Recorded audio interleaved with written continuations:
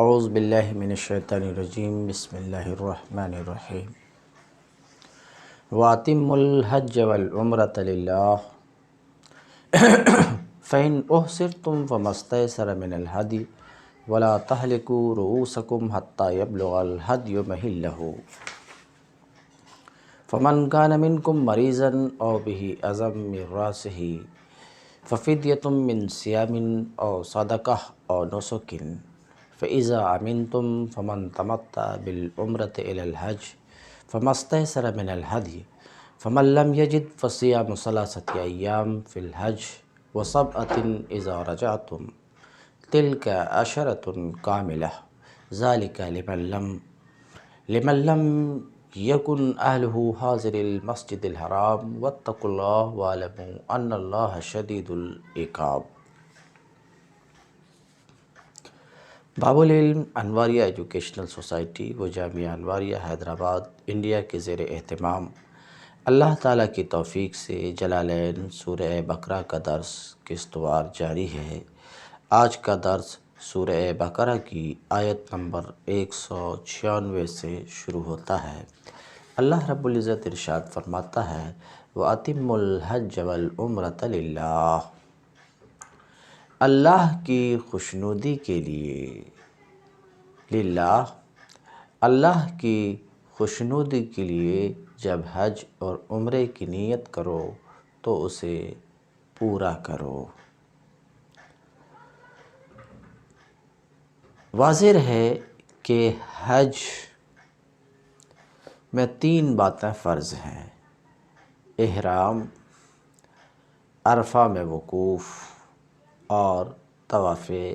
زیارت۔ کچھ باتیں واجب ہیں: مزدلفہ میں وقوف اور صفا اور مروہ کے درمیان سعی اور رمی جمار اور آفاقی کے لیے طواف رجوع اور حلق۔ ان کے سوا کچھ باتیں سنن اور آداب ہیں۔ اور عمرہ میں رکن، طواف ہے اور صفا اور مروہ کے درمیان سعی ہے، اور شرط اس کی احرام ہے اور حلق ہے۔ یہ ایک طویل باب ہے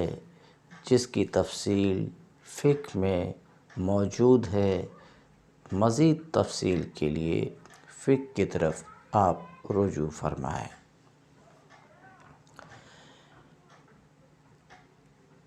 یہاں ایک سوال کو ذکر کرنا ہے اور اس کا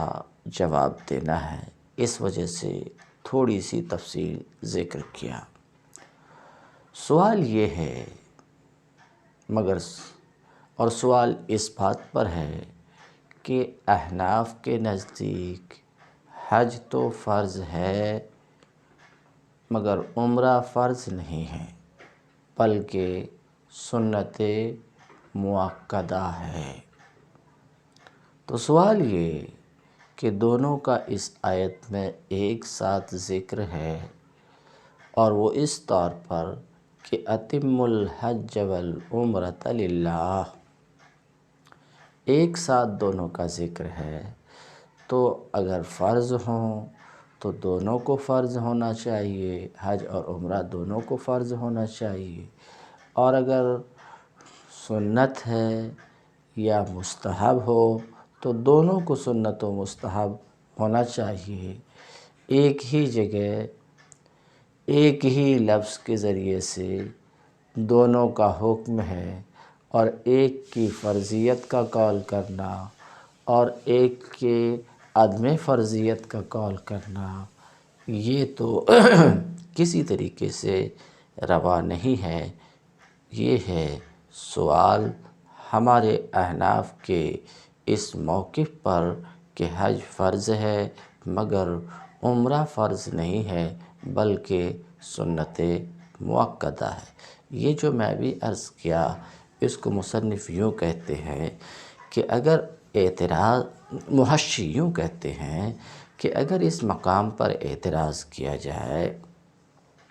کہ کیا تمہارے نزدیک حج فرض نہیں ہے اور عمرہ سنت نہیں ہے، تو پھر اللہ تعالیٰ کا قول وَأَتِمُّ الْحَجَّ وَالْعُمْرَةَ لِلَّهِ کس طریقے سے درست ہوگا؟ اس لیے کہ اتمو جو امر ہے، اگر یہ وجوب کے لیے ہے تو عمرہ کو بھی واجب و فرض وجوب یہاں اصول فقہ کے معنی میں ہے، جو فرض کو بھی شامل ہے۔ اس لیے کہ اگر امر جو اتمو ہے وہ وجوب کے لیے ہے، پھر تو عمرہ کو بھی واجب ہی ہونا چاہیے حج کی طرح، اور اگر امر یہاں پر ندب کے لیے ہو تو حج کو بھی عمرہ کی طرح مندوب ہونا چاہیے، اور یہ آپ کے مذہب کے خلاف ہے۔ اگر یہ اعتراض کیا جائے کہ ایک کی فرضیت کا قول کرنا اور دوسرے کی سنیت کا قول کرنا، سمجھ رہے ہیں، قول کرنا یہ کسی طریقے سے روا نہیں ہے، انتہائی غیر معقول ہے، غیر مدلل ہے اگر یہ اعتراض کیا جائے، کیونکہ ان دونوں باتوں پر استدلال اسی آیت سے ہے، اسی آیت سے حج اور عمرہ کے فرضیت و سنیت پر استدلال اسی سے ہے، یہی دلیل ہے۔ تو فرض ہوں تو دونوں فرض ہوں، سنت ہوں تو دونوں سنت ہوں، ایک کی فرضیت کا اور ایک کی عدم فرضیت کا قول کرنا درست نہیں ہے، یہ تفریق صحیح نہیں ہے۔ اگر یہ اعتراض کیا جائے تو محشی کہتے ہیں کل تو اس اعتراض کے جواب میں کہوں گا، محشی کہتے ہیں اس اعتراض کے جواب میں کہوں گا کہ اس کا جواب دیا جا سکتا ہے، یمکن ان یجاب عنہ، اس کا جواب یوں دیا جا سکتا کہ دیکھو اتمو جو امر ہے وہ ندب ہی کے لیے ہے، وہ ندب ہی کے لیے، اگر ندب کے لیے ہے تو پھر دونوں مندوب اور مستحب ہونا چاہیے، مگر دونوں کی مندوبیت کا تو آپ قول نہیں کرتے بلکہ حج کی فرضیت کا قول کرتے ہیں۔ تو کہتے ہیں اس کا جواب دیا جا سکتا کہ امر جو یہاں اتمو ہے وہ ندب کے لیے ہی ہے، اس طور پر کہ حج اور عمرہ یہ دونوں کے دونوں ابتدائے اسلام میں مندوب ہی تھے، مستحب ہی تھے، ہاں بعد میں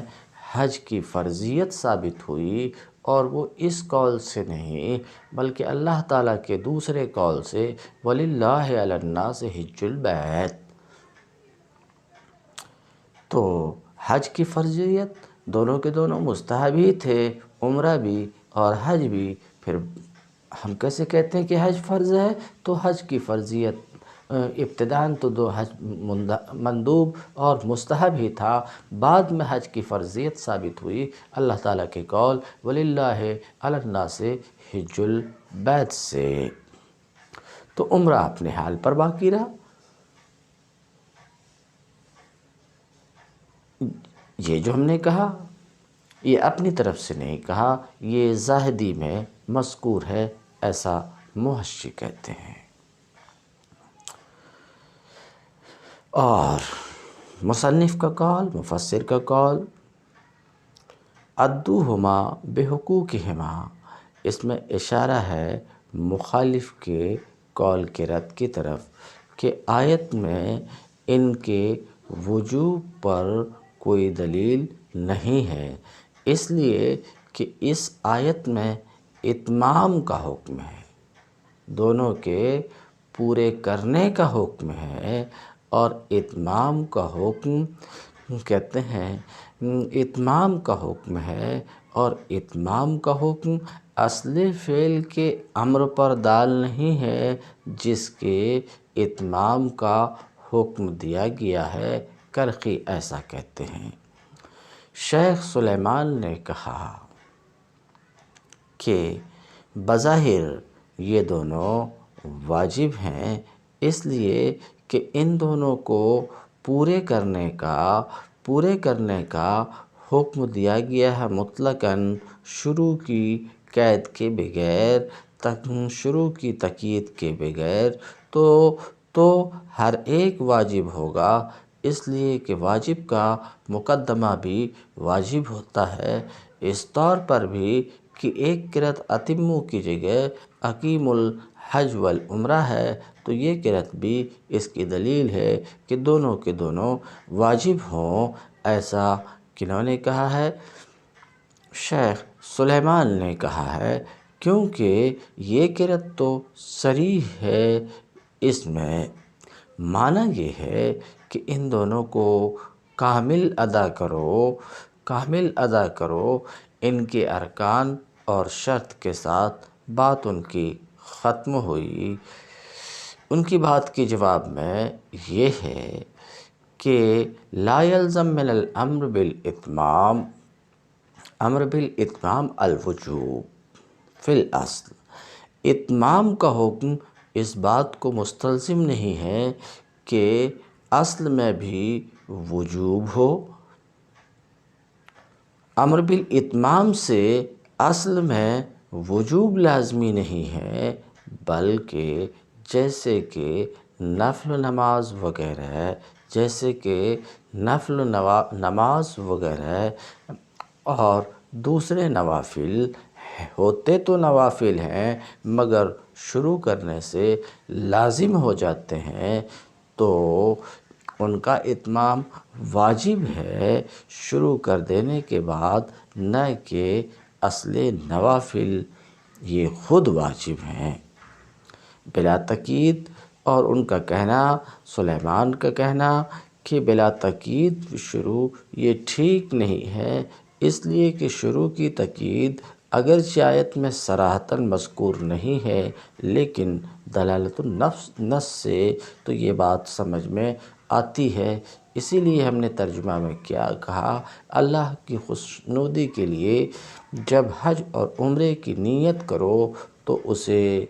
اسے پورا کرو، اور لیکن دلالت النص سے یہ سمجھ میں آتا ہے، اور وہ اللہ تعالیٰ کا قول اتموا ہے، کیونکہ اتمام تو اصل فعل کے حکم میں بعض مواضع میں مغایر ہوتا، یہ متحد نہیں ہے کلیتاً، تو آپ کا دعویٰ کہتے ہیں متحد نہیں ہے کلیتاً، مدعاکم یثبت، آپ کا دعویٰ ثابت ہوگا جبکہ دونوں کے درمیان اتحاد ثابت ہو ہر جگہ، اور ایسا نہیں ہے۔ مدارک میں یہ ہے کہ امام شافعی رحمۃ اللہ علیہ کا اس آیت سے اس بات پر استدلال کہ عمرہ بھی لازم ہے درست نہیں ہے۔ مدارک میں ایسا ہے کہ امام شافعی کا عمرہ کے لزوم پر اس آیت سے استدلال کرنا درست نہیں ہے، اس لیے کہ یہاں دونوں کے تام کرنے کا صرف حکم ہے، حج اور عمرہ کے تام کرنے کا حکم ہے،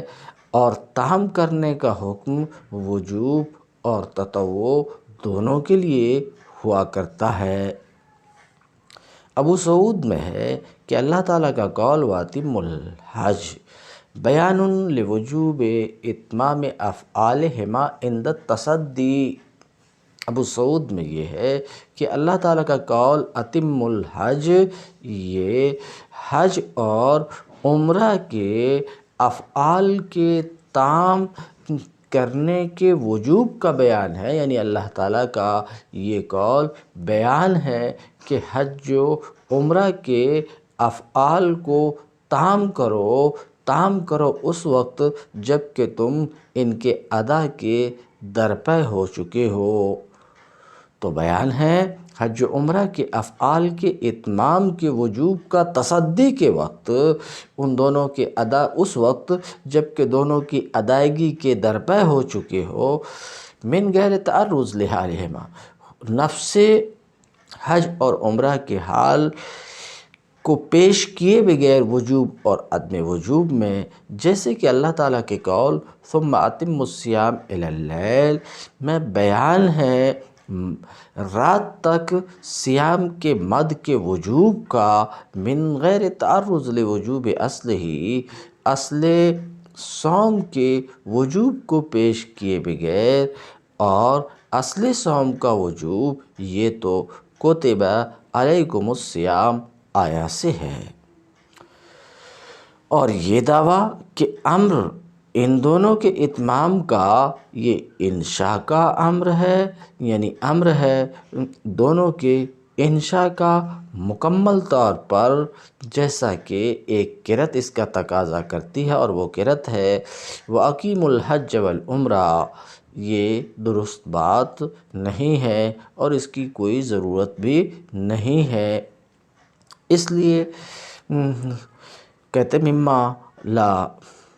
سداد لہ، ضرورت اس بات کی ضرورت کی وجہ سے کہ بیان حج مفرور کے افعال پر محدود نہیں ہے، یہاں تک کہ اس کا تصور کیا جا سکے کہ یہ قرأت ساز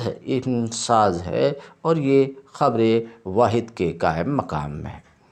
تفسیر احمدی میں ہے کہ اس کا جواب یوں بھی دیا جا سکتا ہے کہ مراد امر باداء الحج والعمرہ سے، یعنی اتم الحج والعمرہ میں شرائط مفروضہ کی رعایت کے ساتھ اور احکام مکتوبہ کی رعایت کے ساتھ، دونوں میں یہ مراد ہے، اس لیے کہ نفس عمرہ یہ تو سنت ہے، ہاں عمرہ میں جو احکام ہیں وہ مفروض ہیں، جیسے کہ قرات یہ خود فرض ہے نفل نماز میں۔ یہ پوری گفتگو تو اس وقت ہے جب کہ عمرہ کو نصب کے ساتھ پڑھا جائے، عمرہ کی قرأت نصب کے ساتھ ہو، یعنی اتم الحج والعمرہ، جیسا کہ یہی قرأت معروف بھی ہے۔ مگر کشاف میں تصریح موجود ہے کہ حضرت علی اور حضرت عبداللہ ابن مسعود رضی اللہ عنہما اور شابی یہ عمرہ کو رفع کے ساتھ پڑھتے ہیں، یعنی اتم الحج والعمرۃ، گویا کہ انہوں نے اس کے حکم حج سے اخراج کا ارادہ کیا، حج کا حکم جو وجوب ہے۔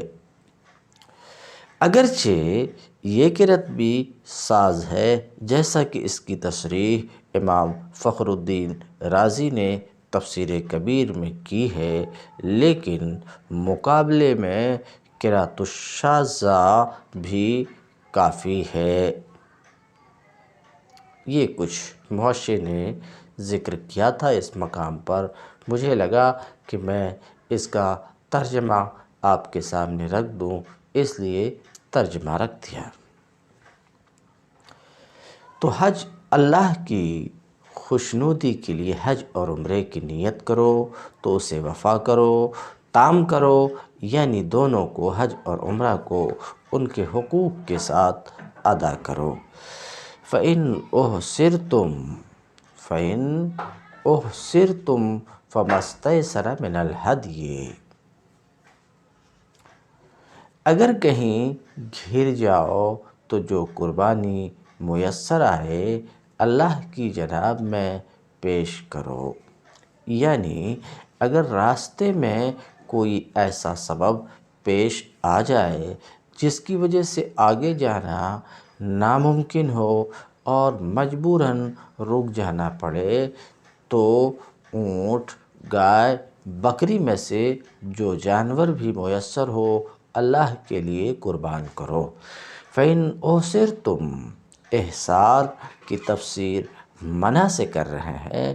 یعنی اگر تم گھر جاؤ، تم روک دیے جاؤ حج عمرہ کے اتمام سے۔ کیسے روک دیے جاؤ، کس کے ذریعے سے روک دیے جاؤ؟ بے عدوٍ، دشمن کے ذریعے سے۔ یہ بر مذہب شافعی ہے کہ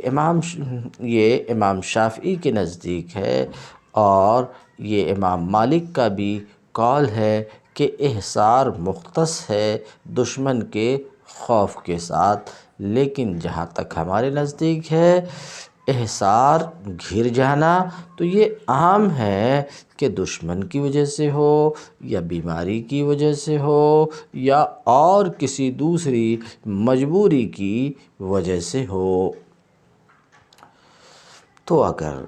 تم گھر جاؤ یعنی روک دیے جاؤ ان دونوں کو مکمل کرنے سے دشمن کی وجہ سے یا اور دوسرے سبب سے، فَمَسْتَيْسَرَ مِنَ الْهَدْيِ، تو جو قربانی تمہیں میسر آئے اللہ کی جناب میں اسے پیش کرو۔ فَمَسْتَيْسَرَ تیسر، اس سے صرف اس بات کی طرف اشارہ کرنا چاہ رہے ہیں کہ سین تا یہاں جو ہے وہ طلب کے لیے نہیں ہے، طلب ماخذ کے لیے نہیں ہے، یعنی جو قربانی بھی تمہیں میسر آئے اسے پیش کرو۔ علیکم، علیکم سے اشارہ کرنا چاہ رہے ہیں کہ مستیسر من الہدی مبتدا ہے، خبر اس کی محذوف ہے اور وہ علیکم ہے، فعلیکم مستیسر من الہدی۔ فَإِنْ أُحْصِرْتُمْ، تو اگر کہیں گھر جاؤ، فَعَلَيْكُمْ، تو تمہارے اوپر واجب ہے وہ قربانی، فَعَلَيْكُمْ، تو تمہارے اوپر وہ قربانی ہے، تمہارے اوپر وہ قربانی ہے جو تمہیں میسر آئے، اور ادنیٰ قربانی ایک بکری ہے۔ وَلَا تَحْلِقُوا رُؤُوسَكُمْ، اور وَلَا تَحْلِقُوا رُؤُوسَكُمْ، اور اپنے سر نہ مونڈو، حتیٰ یبلغ الہدی محلہ، یہاں تک کہ جب تک کہ قربانی اپنی جگہ نہ پہنچ جائے۔ وَلَا تَحْلِقُوا رُؤُوسَكُمْ اَيْ لَا تَتَحَلَّلُوا، اپنے سر نہ منڈواؤ، اپنے سر نہ منڈواؤ، اَيْ لَا تَتَحَلَّلُوا، احرام سے باہر نہ نکلو، لا تتحللوا، احرام سے باہر نہ نکلو۔ مفسر اشارہ کرنا چاہ رہے ہیں اس تفسیر کے ذریعے سے کہ حلقِ راس کنایہ ہے تحلل سے، اور حلق سے تحلل ہو جاتا ہے، ذبح سے نہیں، اس بات کی طرف اشارہ کرنا چاہ رہے ہیں۔ مگر امام ابو حنیفہ کے نزدیک محصر کے لیے حلق اور تقصیر کچھ بھی واجب نہیں ہے، بلکہ امام ابو حنیفہ کے نزدیک تحلل حاصل ہو جاتا ہے محض ذبح سے، جب تک کہ قربانی کا جانور الہدی، قربانی کا جانور اپنی جگہ نہ پہنچ جائے۔ الہدی المذکور، کہتے ہیں یہاں جو ہدی ہے یہ وہی ہدی ہے جس کا ابھی اس سے پہلے فَمَسْتَيْسَرَ مِنَ الْهَدْيِ میں ذکر ہوا، کہتے ہیں یہاں تک کہ قربانی کا جانور اپنی جگہ پہنچ جائے۔ واضح ہے کہ اس بات میں اختلاف ہے کہ قربانی کے اپنی جگہ پہنچ جانے سے کیا مراد ہے۔ فقہائے حنفیہ کے نزدیک اس سے مراد حرم ہے، یعنی اگر آدمی راستہ میں رک جانے پر مجبور ہو تو اپنی قربانی کا جانور یا اس کی قیمت بھیج دے تاکہ اس کی طرف سے حدود حرم میں قربانی کی جائے۔ اور امام مالک و شافعی رحمہم اللہ کے نزدیک جہاں آدمی گھر گیا ہو وہیں قربانی دینا مراد ہے۔ کہتے ہیں یہاں تک جب تک کہ قربانی کا جانور اپنی جگہ نہ پہنچ جائے، کہتے ہیں اس طور پر کہ قربانی کے جانور کا ذبح کرنا حلال ہو جائے اور وہ گھر جانے کی جگہ ہے، کن کے نزدیک؟ امام شافعی کے نزدیک وہ جگہ خواہ ہل ہو یا حرم ہو، امام شافعی کہتے ہیں کیونکہ شے کا اپنی جگہ میں پہنچنا، بلوغ شے فی محلہ کا استعمال مقصد تک پہنچنے میں شائع ہے۔ اور امام ابو حنیفہ کے نزدیک معنی یہ ہے کہ احرام سے باہر نہ آؤ جب تک کہ تم جان نہ لو کہ وہ قربانی، یعنی قربانی کا جانور جس کو تم نے حرم میں بھیجا ہے، وہ اپنی جگہ وہ جانور پہنچ چکا ہے، یعنی قربانی کی جگہ پہنچ چکا ہے جہاں قربانی واجب ہے اور وہ حرم ہے۔ امام شافعی اور ان کے ساتھ والے استدلال کرتے ہیں اس سے کہ نبی کریم صلی اللہ علیہ وسلم حدیبیہ میں روک دیے گئے تو آپ صلی اللہ علیہ وسلم نے حدیبیہ میں ہی قربانی کی، درا لے کے وہ حرم نہیں ہے تو معلوم ہوا اس سے، اور یہ تفصیل پیچھے گزر چکی ہے، معلوم ہوا اس سے کہ قربانی جو ہے واجب ہے وہ گھر جانے کی جگہ میں ہے، حرم کی جگہ حرم میں واجب نہیں ہے گھر جانے کی صورت میں، ایسا امام شافعی کہتے ہیں۔ مگر اس کا جواب دیا گیا ہے کہ اس حدیث سے استدلال کرنا آپ کا درست نہیں ہے، اس لیے کہ حدیبیہ جہاں گر جانے کی صورت میں نبی کریم صلی اللہ علیہ وسلم نے گر جانا کہ دشمن نے روک دیا تھا آپ صلی اللہ علیہ وسلم کو حدیبیہ سے آگے بڑھنے سے اور عمرہ کرنے سے۔ تو اس کا جواب یہ ہے کہ حدیبیہ کا کچھ حصہ حرم میں داخل ہے تو وہ قربانی بھی جو نبی کریم صلی اللہ علیہ وسلم نے کی احصار کے وقت میں وہ حرم ہی میں تھی۔ کہتے وَهُوَ مَكَانُ الْإِحْصَارِ عِنْدَ الشَّافعی، جب تک کہ قربانی اپنی جگہ نہ پہنچ جائے وہ احصار کی جگہ ہے، یہ وہ جگہ ہے جہاں آدمی کو گھیرا گیا ہے، روک دیا گیا ہے امام شافعی کے نزدیک۔ تو امام شافعی ایسا کہتے ہیں کہ وہیں پہ جہاں روک دیا گیا ہے تحلل کی نیت سے ذبح کرے قربانی کے جانور کو، اور مساکین پر خیرات کرے، بانٹ دے، اور پھر حلق کرے، سر منڈوائے، اسی سے تحلل حاصل ہو جائے گا، اب احرام سے نکل جائے گا۔ فَمَنْ كَانَ مِنْكُمْ مَرِيضًا أَوْ بِهِ أَذًى مِّن رَّأْسِهِ فَفِدْيَةٌ مِّن صِيَامٍ أَوْ صَدَقَةٍ أَوْ نُسُكٍ، مگر جو شخص مریض ہو یا جس کے سر میں کوئی تکلیف ہو اور اس بنا پر اپنا سر منڈوا لے تو اسے چاہیے کہ فدیے کے طور پر روزے رکھے یا صدقہ دے یا قربانی کرے۔ حدیث سے معلوم ہوتا ہے کہ نبی کریم صلی اللہ علیہ وسلم نے اس صورت میں 3 دن کے روزے رکھنے یا 6 مسکینوں کو کھانا کھلانے یا کم از کم 1 بکری ذبح کرنے کا حکم دیے ہیں۔ اس کے سر میں کوئی تکلیف ہو، مثال کے طور پہ جوں زیادہ ہو یا درد سر ہو، اس کی وجہ سے اس نے احرام میں سر کو منڈوا لیا، ففدیتن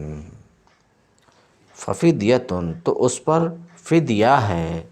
ففدیتن علیہ سے اشارہ کرنا چاہ رہے ہیں کہ فدیہ مبتدا ہے، اس کی خبر محذوف ہے جس کو مصنف نے علیہ سے مقدر مانا، فعلیہ فدیتن، اس نے جس کے جو بیمار ہے یا جس کے سر میں کوئی تکلیف ہے اور اس کی وجہ سے احرام میں حلق کر لیا تو اس پر فدیہ ہے، اس پر کیا ہے؟ فدیہ ہے۔ اب من سے اس فدیے کا بیان ہے، من صیامن، فدیہ ہے کس طریقے سے؟ اس فدیے کا بیان ہے یعنی روزے رکھے، کتنے؟ 3 دن کے روزے رکھے 3 دن کے روزے رکھے، اور صدقہ یا یہ کہ خیرات کرے۔ کیا خیرات کرے؟ 3 سا خیرات کرے،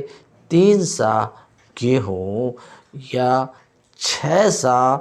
جو یا 6 سا کھجور۔ کہتے ہیں خیرات کرے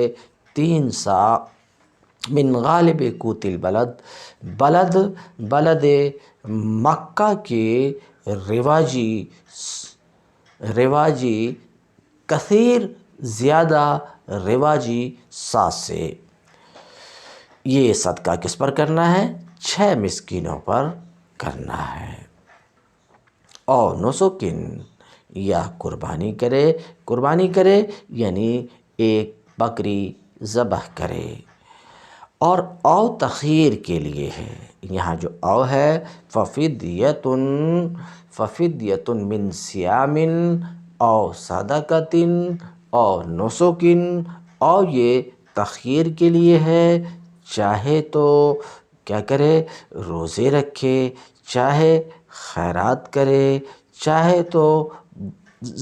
جانور ذبح کرے، بکری ذبح کرے، اور تخیر کے لیے ہے۔ وَأُلْحِقَ بِهِ، اور محصر کے ساتھ، وہ شخص جس کو روک دیا گیا ہے، محصر کے ساتھ اس شخص کو بھی حکم ہے۔ محصر کا جو حکم سنا آپ نے، محصر کے ساتھ اس شخص کو بھی لاحق کیا گیا ہے جو بلا عذر حلق کرے، سر منڈوائے، اس لیے کہ وہ تو کفارے کا زیادہ مستحق ہے۔ اسی طریقے سے اس کو بھی محصر کے ساتھ لاحق کیا گیا ہے جو حلق کے علاوہ دیگر ممنوعات احرام کی وجہ سے جن چیزوں پر پابندی ہے، ان میں سے کسی ایک سے فائدہ اٹھائے، اس کو بھی محصر کے ساتھ لاحق کیا گیا ہے۔ جیسے کہ احرام کی حالت میں خوشبو لگا لیا ہے، یا سلا ہوا کپڑا پہن لیا ہے، یا عذر یا بغیر عذر کے سر میں تیل لگا لیا ہے، تو اس کے لیے بھی یہی حکم ہے۔ فَإِذَا أَمِنْتُمْ، پھر اگر تمہیں امن نصیب ہو جائے، یعنی وہ سبب دور ہو جائے جس کی وجہ سے مجبوراً تمہیں راستے میں رک جانا پڑا تھا، چونکہ اس زمانے میں حج کا راستہ بند ہونے اور حاجیوں کے رک جانے کی وجہ زیادہ تر دشمن اسلام قبیلوں کی مزاحمت ہی تھی۔ اس لیے اللہ تعالیٰ نے اوپر کی آیت میں احصرتم، گھر جانے، اور اس کے بالمقابل امنتم، امن نصیب ہو جانے کے الفاظ استعمال کیے ہیں۔ لیکن جس طرح گھر جانے کے مفہوم میں دشمن کی مزاحمت کے علاوہ دوسرے تمام موانع شامل ہیں، اسی طرح امن نصیب ہو جانے کا مفہوم بھی ہر مانع و مزاحم چیز کے دور ہو جانے پر حاوی ہے، جیسا کہ خود مصنف کہتے ہیں فَإِذَا أَمِنْتُمُ، جب تمہیں امن نصیب ہو جائے، کس سے؟ العدو، دشمن سے، بیں طور کہ دشمن ختم ہو گیا، جاتا رہا، یا یہ کہ دشمن ہی نہ ہو۔ ایک صورت یہ ہے امن نصیب ہو جانے کی۔ فَمَن تَمَتَّعَ بِالْعُمْرَةِ إِلَى الْحَجِّ فَمَا اسْتَيْسَرَ مِنَ الْهَدْيِ، اور تم حج سے پہلے مکے پہنچ جاؤ۔ فمن، تو جو شخص تم میں سے حج کا زمانہ آنے تک عمرے کا فائدہ اٹھائے، وہ حسب مقدور قربانی دے، اور اگر قربانی میسر نہ ہو تو 3 روزے حج کے زمانے میں اور 7 گھر پہنچ کر اس طرح پورے 10 روزے رکھ لے۔ فمن تمتع استمتع، لوگ بھی معنی بیان کر رہے ہیں۔ تمتع استمتع فائدہ اٹھانے کے معنی میں ہے، تو تم میں سے جو فائدہ اٹھائے بالعمرت، اے بے سبب، یعنی با سبب کے لیے ہے، اس بات کی طرف اشارہ کر رہے ہیں۔ بے سبب فراغہ منہا، یعنی جو فائدہ اٹھائے عمرہ سے فارغ ہونے کی وجہ سے، والتحلل عنہا، اور اس سے احرام سے باہر نکلنے کی وجہ سے، والتحلل عنہا بمحظورات الاحرام، ان تمام باتوں سے جو احرام کی وجہ سے ممنوع تھی، اس سے کوئی فائدہ اٹھائے، الی الحج، حج کا زمانہ آنے تک، اے الی الاحرام بہی، بیں طور کہ عمرہ کے ساتھ احرام باندھا حج کے مہینے میں، فمستیسر تیسر، اشارہ کرنا چاہ رہے ہیں کہ استفعال یہاں طلب کے لیے نہیں ہے، یعنی سین تا طلب کے لیے نہیں ہے، تو جو قربانی بھی میسر آئے، علیہ سے اشارہ کرنا چاہ رہے ہیں، فمستیسر کی خبر محذوف ہے، فعلیہ مستیسر ہے، یعنی مستیسر مبتدا ہے اور فعلیہ فا تو جواب جزائیہ ہے، علیہ خبر ہے، اور وہ کم از کم ایک بکری ہے جس کو احرام کے بعد ذبح کرے، احرام کے بعد ذبح کرے، اور افضل وقت نحر کا دن ہے۔ فمن لم یجد، جس میں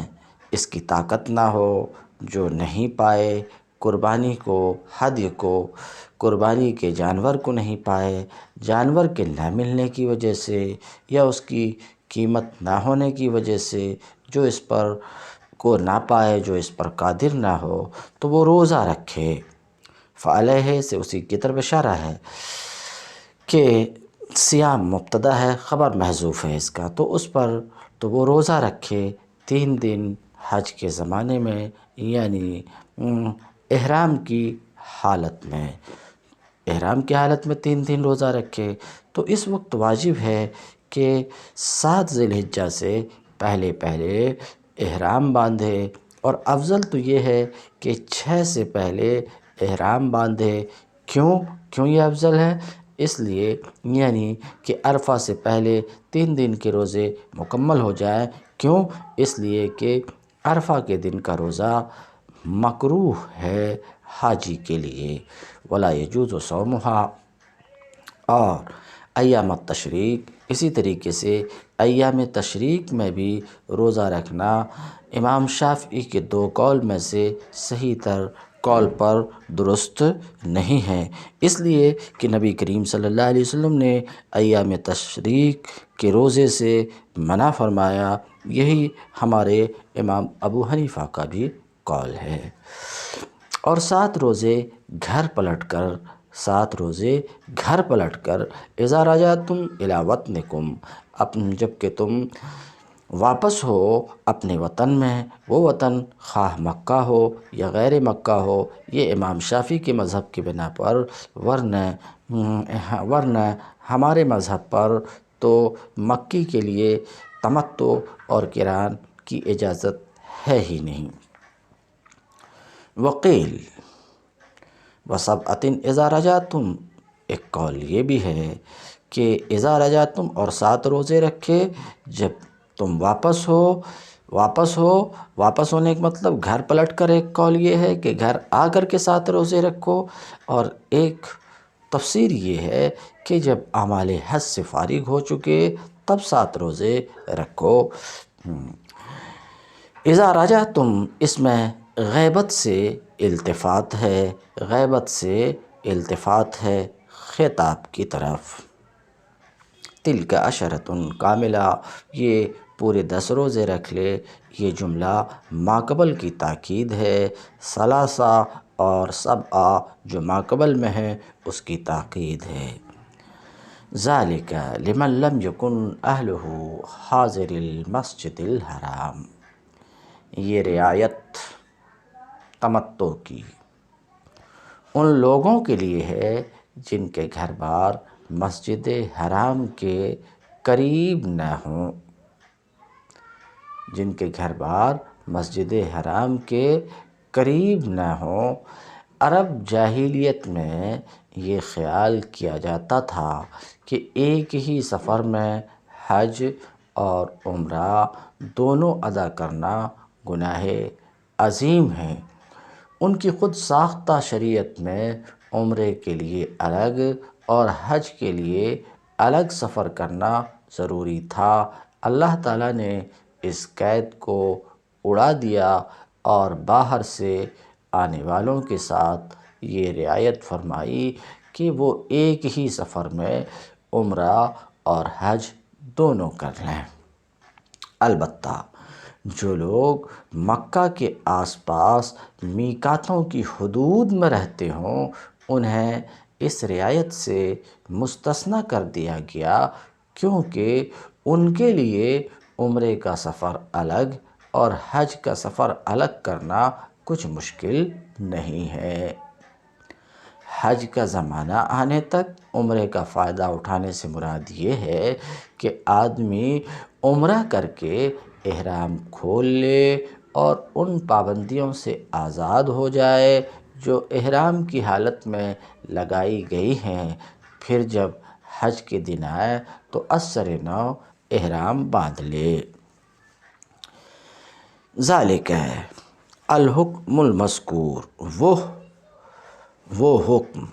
ٹھیک ہے یہاں تک تفسیر، وہ حکم تمتع کا حکم، مگر وہ حکم مذکور یعنی تمتع کا۔ اب اس حکم مذکور کی تفسیر جو من وجوب الحدی او الصیام سے کر رہے ہیں، یہ مصنف اپنے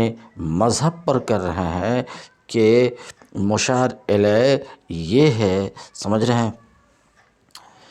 کہتے ہیں وہ حکم مذکور یعنی قربانی کا وجوب یا روزے کا وجوب متمتع پر، سمجھ رہے ہیں، متمتع پر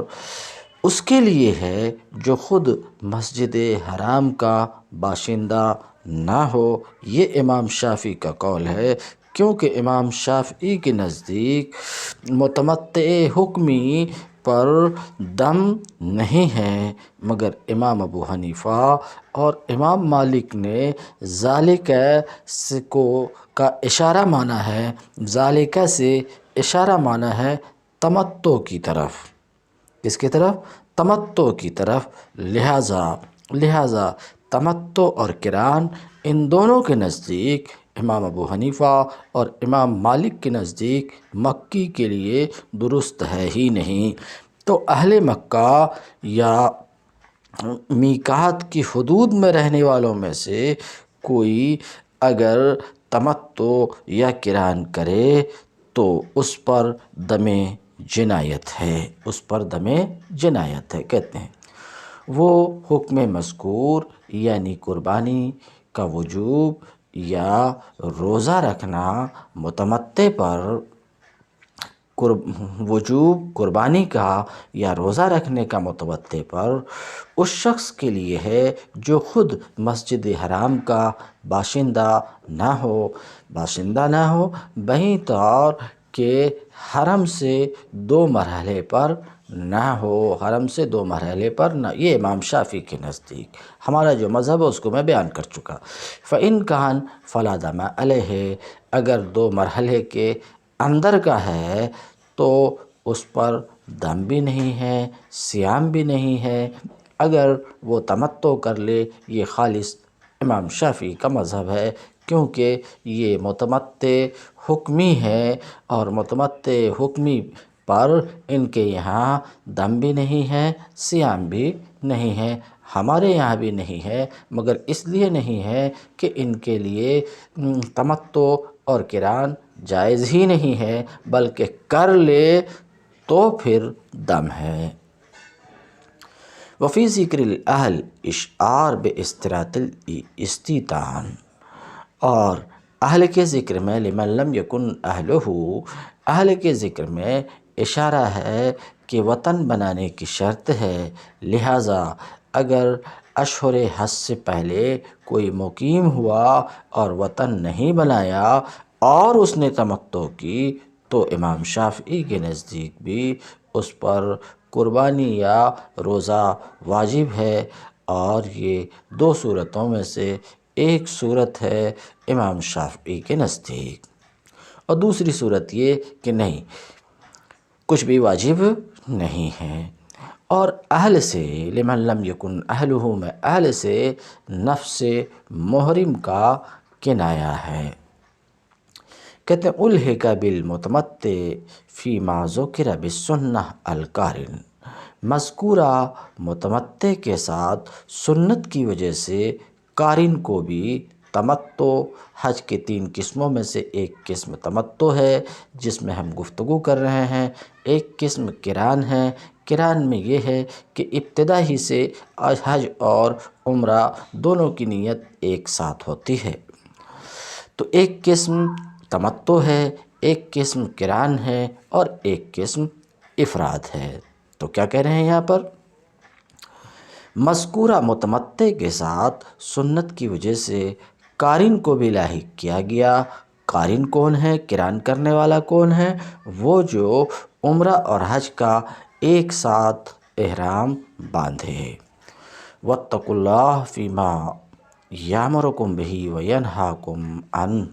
اور اے لوگو اللہ سے ڈرو ان باتوں میں جن باتوں کا وہ تم کو حکم دیتا اور جن سے تم کو روکتا ہے۔ اللہ کے حکم کی مخالفت سے بچو،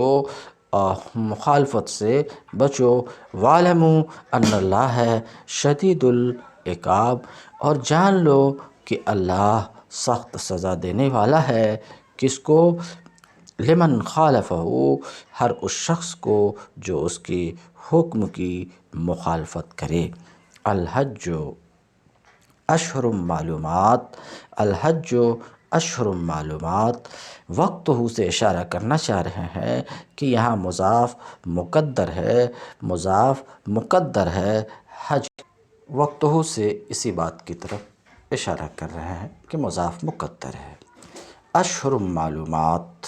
الحج اشہر معلومات، حج کے مہینے سب کو معلوم ہیں، اور وہ کیا ہیں؟ شوال ہے، ذی قعدہ ہے، اور ذی الحجہ کی 10 راتیں ہیں امام شافعی کے نزدیک، اور 10 دن ہیں، رات کے بعد دن بھی ہے امام ابو حنیفہ کے نزدیک۔ اور ایک قول یہ کہ ذی الحجہ کا پورا مہینہ اشہر معلومات، کہ اس پورے مہینے میں کسی دن بھی حاجی طواف زیارت کر سکتا ہے۔ تو جو شخص ان مقرر مہینوں میں حج کی نیت کرے، فمن فرض فیہن الحج فلا رفث ولا فسوق ولا جدال فی الحج، من فرض علی نفسہ، جو شخص ان مقرر مہینوں میں اپنے اوپر حج کی نیت کرے احرام باندھ کر، فلا رفث ولا فسوق، اسے خبردار رہنا چاہیے کہ حج کے دوران میں اس سے کوئی شہوانی فعل، رفث کوئی شہوانی فعل کا مطلب ہے کہ احرام کی حالت میں زوجین کے درمیان نہ صرف تعلق زن و شو ممنوع ہے، بلکہ ان کے درمیان کوئی ایسی گفتگو بھی نہ ہونی چاہیے جو رغبت شہوانی پر مبنی ہو۔ اس دوران میں اس سے کوئی شہوانی فعل، کوئی بدعملی، ولا فسوق، کوئی بدعملی، تمام معصیت کے افعال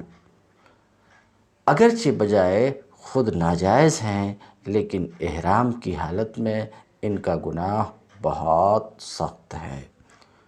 ولا جدال، اور کوئی لڑائی جھگڑے کی بات سرزد نہ ہو، لڑائی جھگڑے کی بات حتیٰ کہ خادم کو ڈانٹنا تک جائز نہیں ہے۔ کہتے ہیں ولا جدال فی الحج، ولا جدال ای خصام، کہتے ہیں کوئی لڑائی جھگڑے کی بات سرزد نہ ہو۔ وما تفعلوا من خیر یعلمہ اللہ، اور جو نیک کام تم کرو گے وہ اللہ کے علم میں ہوگا۔ مگر اس سے پہلے مصنف کہتے ہیں وفی قراءۃ بفتح الاولین بضم الاولین، اور ایک قراءت میں اولین کے فتح کے ساتھ، یعنی رفث اور فسوق، اور مراد بہرحال تینوں میں نہیں ہے، جس کی تفسیر گزر چکی۔ وما تفعلوا من خیر یعلمہ اللہ، اور جو نیک کام تم کرو گے وہ اللہ کے علم میں ہوگا۔ ما تفعلوا من خیر، جو بھی نیک کام کرو گے جیسے صدقہ اور خیرات، وہ اللہ کے علم میں ہوگا۔ مطلب یہ ہے کہ اللہ تم کو اس کی جزا عطا فرمائے گا۔ اب جو یہ عبارت آ رہی ہے، آنے والی آیت کے سبب نزول کی طرف اس میں اشارہ ہے۔ بین سطور میں لکھا ہے کہ یہ بات جو مصنف کہہ رہے ہیں کہ آنے والی آیت یمنیوں کے بارے میں نازل ہوئی، اہل یمن کے بارے میں نازل ہوئی، سمجھ رہے ہیں۔ اس کی تخریج امام بخاری نے کی ہے۔ نزل فی اہل الیمن، اہل یمن، یمنیوں کے بارے میں آنے والی آیت نازل ہوئی۔ ان کا حال یہ تھا کہ بغیر توشہ کے حج کے لیے آ جاتے تھے اور لوگوں پر بوجھ بنتے تھے، بار بنتے تھے، تو یہ آیت نازل ہوئی وَتَزَوَّدُوا، اور توشہ سفر لے لو، توشہ سفر لے لو۔ کہتے ہیں وَتَزَوَّدُوا فَإِنَّ خَيْرَ زَادِ التَّقْوَىٰ وَاتَّقُونِ یا اُولِي الْأَلْبَابِ، سفر حج کے لیے زاد راہ ساتھ لے جاؤ، تزودو ساتھ لے جاؤ، اور سب سے بہتر زاد راہ پرہیزگاری ہے۔ فَاتَّقُونِ یا اُولِي الْأَلْبَابِ، تو اے عقل مندو میری نافرمانی سے پرہیز کرو۔ جاہلیت کے زمانے میں حج کے لیے زاد راہ ساتھ لے کر نکلنے کو ایک دنیا دارانہ فعل سمجھا جاتا تھا، اور ایک مذہبی آدمی سے یہ توقع کی جاتی تھی کہ وہ خدا کے گھر کی طرف دنیا کا سامان لیے بغیر جائے گا۔ اس آیت میں ان کے اس غلط خیال کی تردید کی گئی اور انہیں بتایا گیا کہ زاد راہ نہ لینا کوئی خوبی نہیں ہے۔ اصل خوبی خدا کا خوف اور اس کے احکام کی خلاف ورزی سے اجتناب اور زندگی کا پاکیزہ ہونا ہے۔ جو مسافر اپنے اخلاق درست نہیں رکھتا اور خدا سے بے خوف ہو کر برے اعمال کرتا ہے، وہ اگر زاد راہ ساتھ نہ لے کر محض ظاہر میں فقیری کی نمائش کرتا ہے تو اس کا کوئی فائدہ نہیں۔ اللہ اور مخلوق دونوں کی نگاہ میں وہ ذلیل ہوگا اور اپنے اس مذہبی کام کی بھی توہین کرے گا جس کے لیے وہ سفر کر رہا ہے۔ لیکن اگر اس کے دل میں خدا کا خوف ہو اور اس کے اخلاق درست ہوں تو خدا کے ہاں بھی اس کی عزت ہوگی، اللہ کی مخلوق میں بھی اس کا احترام ہوگا، چاہے اس کا توشہ دان کھانے سے بھرا کیوں نہ ہو۔ فَإِنَّ خَيْرَ الزَّادِ التَّقْوَىٰ، کیونکہ بہترین توشہ تو تقویٰ ہے، خوف خدا ہے۔ تقویٰ کی ایک تفسیر وہ تھی، ایک تفسیر یہ ہے کہ بہترین توشہ تو تقوی ہے، یعنی وہ چیز ہے جس کے ذریعے سے لوگوں سے سوال وغیرہ سے بچا جائے۔ لیس علیکم جناح ان تبتغوا فضلا من ربکم، حج کے ساتھ ساتھ تم اپنے رب کا فضل بھی تلاش کرتے جاؤ تو اس میں کوئی مضائقہ نہیں ہے۔ یہ بھی قدیم عربوں کا ایک جاہلانہ تصور تھا کہ سفر حج کے دوران میں کسب معاش کے لیے کام کرنے کو وہ برا سمجھتے تھے، کیونکہ ان کے نزدیک کسب معاش ایک دنیا دارانہ فعل تھا اور حج جیسے ایک مذہبی کام کے دوران میں اس کا ارتکاب مذموم تھا۔ قرآن اس خیال کی تردید کرتا ہے، لیس علیکم جناح، اور انہیں بتاتا ہے کہ ایک خدا پرست آدمی جب خدا کے قانون کا احترام ملحوظ رکھتے ہوئے اپنی معاش کے لیے کوشش کرتا ہے تو دراصل اپنے رب کا فضل تلاش کرتا ہے اور کوئی گناہ نہیں ہے۔ اگر وہ اپنے رب کی رضا کے لیے سفر کرتے ہوئے اس کا فضل بھی تلاش کرے تو کہتے ہیں لیس علیکم جناح، فی کی تقدیر سے اشارہ کرنا چاہ رہے ہیں مصنف کہ یہ ان تبتغوا یہ ظرف ہے حرف جر کے حذف کے ساتھ، جیسا کہ ان میں حرف جر کا حذف قیاسی ہے اور اس کا تعلق جناح سے ہے۔ ان تبتغوا تطلبوا لغوی معنی بیان کر رہے ہیں، فضلاً اے رزقا من ربکم، اپنے رب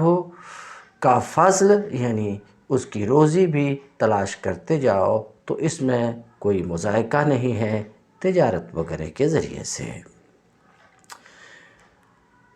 نزل ردا لکراہتہم فَإِذَا أَفَضْتُم مِّنْ عَرَفَاتٍ فاذكروا اللَّهَ عِندَ الْمَشْعَرِ الْحَرَامِ، پھر جب تم عرفات سے چلو فاذكروا اللَّهَ عِندَ الْمَشْعَرِ الْحَرَامِ، تو مشعر حرام مزدلفہ کے پاس ٹھہر کر اللہ کو یاد کرو، وَاذْكُرُوهُ كَمَا هَدَاكُمْ، اور اس طرح یاد کرو جس کی ہدایت اس نے تم کو دی ہے، جس کا جو طریقہ اس نے یاد کرنے کا بتایا ہے اس طریقے سے یاد کرو، اپنے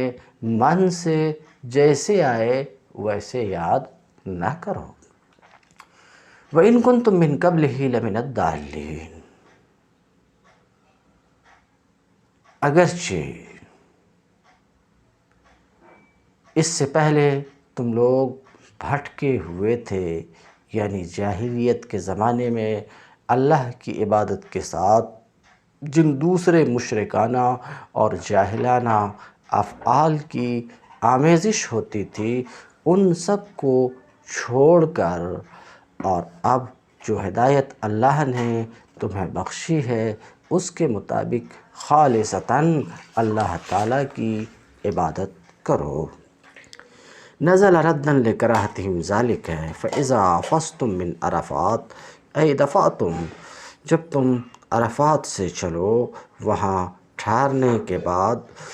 فاذکروا اللہ، تو اللہ کا ذکر کرو، اللہ کو یاد کرو، بعد المبیت بمزدلفہ، مزدلفہ میں رات گزارنے کے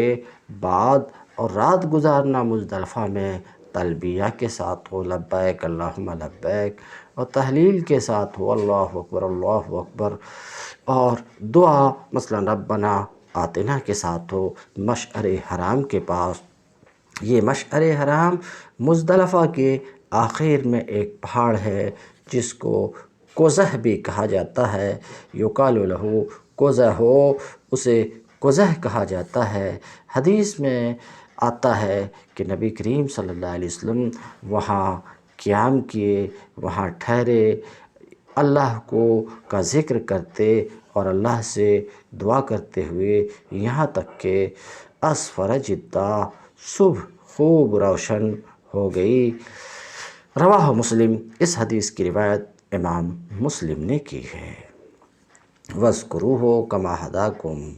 اور اللہ کو یاد کرو اس طریقے سے جو طریقہ اس نے تم کو بتایا، میں ایک تفسیر کر چکا۔ کما ہداکم اے لمعالم دینہ، اپنے دین کی نشانیوں کی جس طریقے سے اس نے تم کو رہنمائی کی، اور اپنے حج کے ارکان کی رہنمائی کی، اس طریقے سے اللہ کو ذکر کرو۔ اور کما میں جو کاف ہے یہ تعلیل کے لیے ہے، اور ما مصدریہ ہے، یعنی وَاذْكُرُوهُ لِأَجْلِ ہدایتہ ایاکم، یعنی اللہ کو یاد کرو اس وجہ سے کہ اس نے تم کو ہدایت دی۔ وَإِن، یہ مخففہ من المثقلہ ہے، ان کنتم من قبلہ، اور یقیناً تم اس سے پہلے، ورنہ تم اس سے پہلے یعنی اللہ کی ہدایت سے پہلے گمراہوں میں سے تھے۔ ثم افیضوا من حیث افاض الناس، پھر وہاں سے پلٹو جہاں سے اور لوگ پلٹتے ہیں۔ ثم افیضوا، یا قریش سے اشارہ کرنا چاہ رہے ہیں کہ یہ خطاب کس سے ہے؟ قریش سے ہے۔ ثم افیضوا، پھر وہاں سے پلٹو جہاں سے اور لوگ پلٹتے ہیں۔ اے قریش، تم بھی وہیں سے پلٹو جہاں سے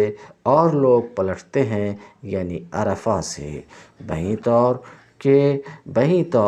کہ بِأَن تَقِفُوا بِهَا، عرفہ میں وقوف کرو اور لوگوں کے ساتھ۔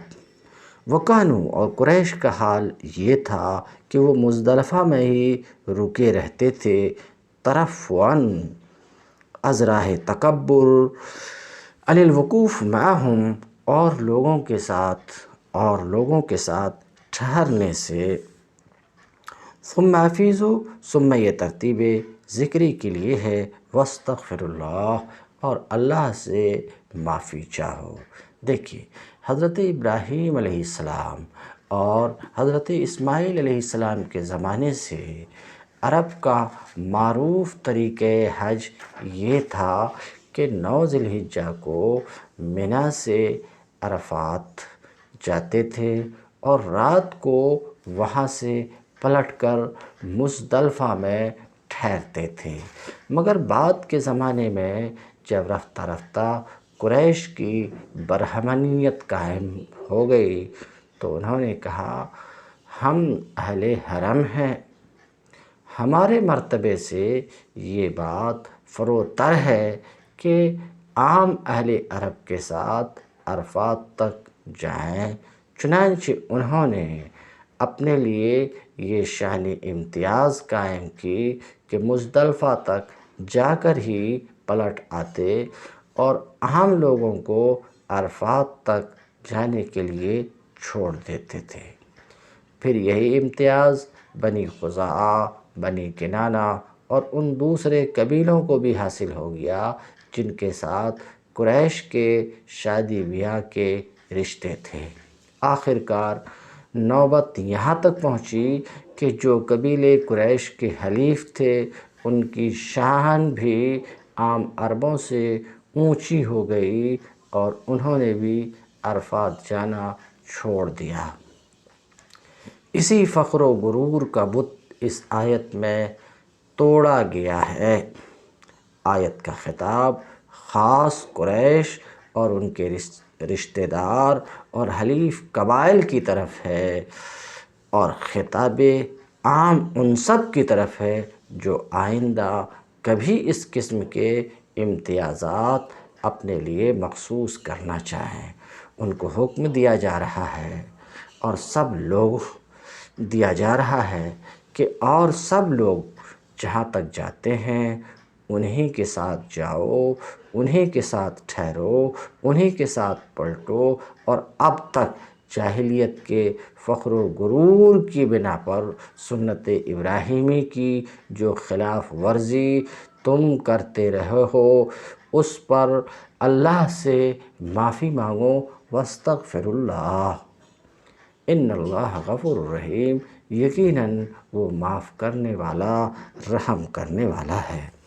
اپنے گناہوں کی معافی مانگو،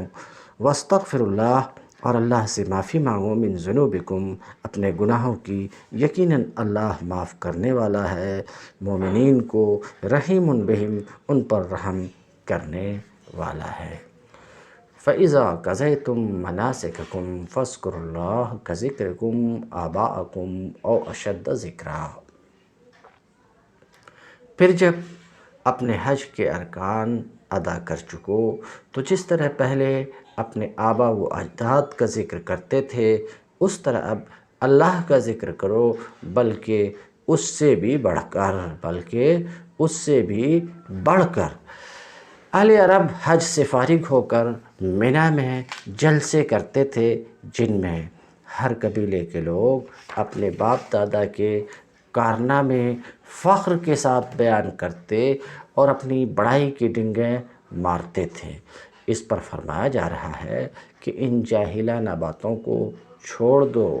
پہلے جو وقت فضولیات میں صرف کرتے تھے اب اسے اللہ کی یاد، اس کے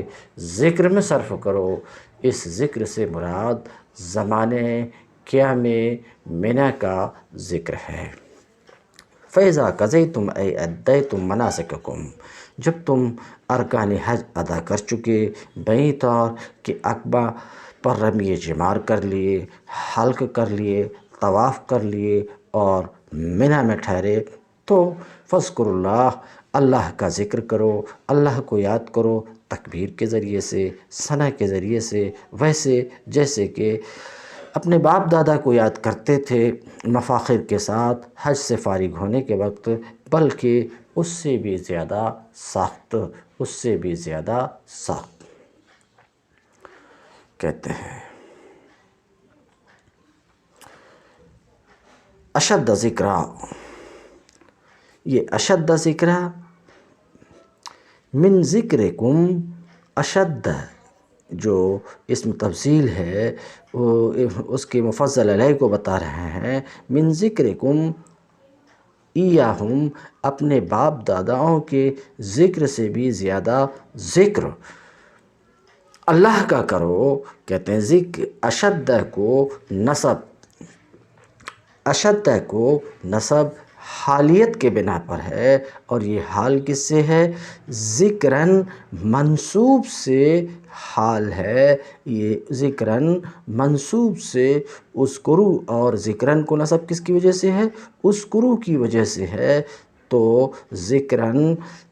سے اشد حال ہے، اس طور پر ذکر کرو کہ وہ باپ دادا کے ذکر سے زیادہ سخت ہو۔ کہتے ہیں تو ذکراً سے اشد حال ہے تو یوں عبارت ہونا چاہیے ذکراً اشد، لیکن یوں عبارت نہ ہو کر کے اشد ذکراً۔ کہتے ہیں وہ اس لیے کہ اگر اس طرح سے عبارت ہوتی تو صفت سے التباس سمجھ میں آتا، اذ لو تأخر عنہ لکان صفۃ لہ، اس لیے کہ اگر یہ اشد ذکر سے متاخر ہوتا تو ایسی صورت میں یہ اس کی صفت بن جاتا تھا، اس وجہ سے اس کو مقدم کیا۔ جیسے کہ آپ کہتے ہیں ضربت قائما رجلا، کیونکہ اگر رجلاً قائما کہیں گے تو پھر یہ قائم رجل سے حال نہیں ہوگا بلکہ اس کی صفت ہو جائے گا۔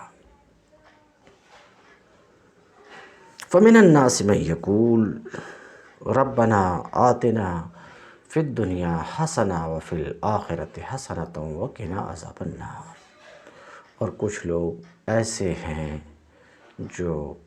یوں دعا کرتے ہیں، اے ہمارے رب ہمیں دنیا میں بھی بھلائی دے اور آخرت میں بھی بھلائی، اور آگ کے عذاب سے بچا۔